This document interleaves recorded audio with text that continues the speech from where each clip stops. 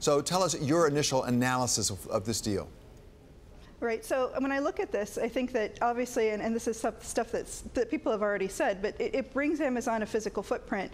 It gets them out of being able to deliver to just the highly densely populated metropolitan areas, which is what home delivery, it's the only way you can make that model work. And on the Whole Food side, they've really lacked in terms of technology and their ability to utilize technology to run their business efficiently. And so what this deal does for Whole Foods is it brings in that expertise that'll help them with pricing, it'll help them with inventory management, it'll help them with their distribution. And so that should actually help the overall operations at Whole Foods as well. How much progress had Whole Foods already made in this area? I mean, do they just shut down whatever they've been doing digital and just have Amazon take it over for them? Well, they have been making progress, but they've really lagged peers in things like labor management and scheduling hours and things like that. And so they've made progress in a lot of those areas and were able to cut costs. That's what's allowed them to fuel those lower prices that they've been pitching for people for quite a while.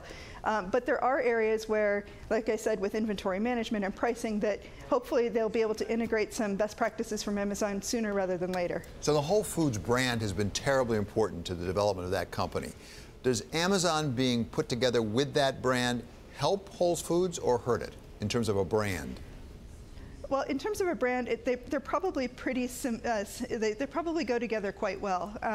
They have very similar type of customer demographics. They have high levels of loyalty, and people generally have a positive impression of Amazon as well as Whole Foods. So I don't see that there will be any degradation of the brand name for Whole Foods as a result of the merger. Whole Foods, if it's been having any difficulties at all, it has been because they've been a fairly premium brand, and they've had other lower cost alternatives come in and try to compete with them in their space. Will this help them get their price point down? Ultimately, it should help them get their price point down, but it really doesn't change the fact that the competitive landscape is permanently shifted. And so, you know, whatever Amazon is able to do to help them with that remains to be seen. Amazon does not have grocery expertise. And if they're looking at Whole Foods as a way to provide that grocery expertise, when in many of the ways Whole Foods has lagged some of their peers, we'll see how that sorts out in the end. But the larger competitive landscape is very different. You know, I was at a Lidl yesterday, one of their first stores that they've opened in the US. They have a huge assortment of organic and natural items in their stores. So this is just, portends more changes to come and changes in market share that is going to be going on for quite some time.